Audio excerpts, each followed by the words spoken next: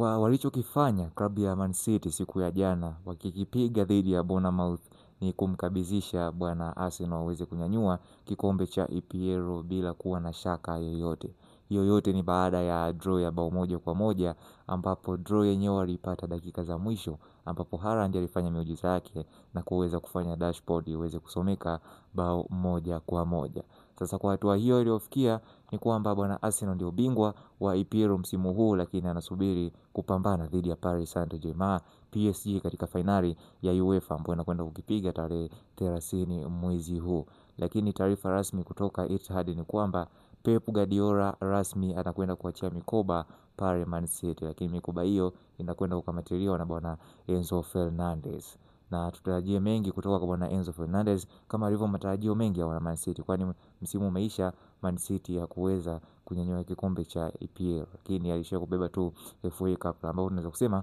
hatua sio mbaya sana kama zilivyo kwa timu nyingine. Lakini pongezi sana kwa mashetani mekundu Man U, ambao wao ni magic kwa muda wote, wana miujiza isiyokuwa ya kushikika. Lakini kwa taarifa zilizo rasmi pia ni kwamba pale Etihad bwana Pep alitumia almost trilioni 3 kuweza kufanya mabadiliko katika klabu ya Man City msimu huu, lakini mabadiliko hayo yaliishia kuzaa matunda kwa kunyanyua kikombe cha FA ambao walifanikisha kushinda bao moja kwa sifuri dhidi ya Chelsea, lakini kwenye mashindano mengine hawakuweza kuleta mafanikio yoyote. Sasa kwa taarifa nyingine zinazojiri, usisahau kutufollow uweze kupata kila siku.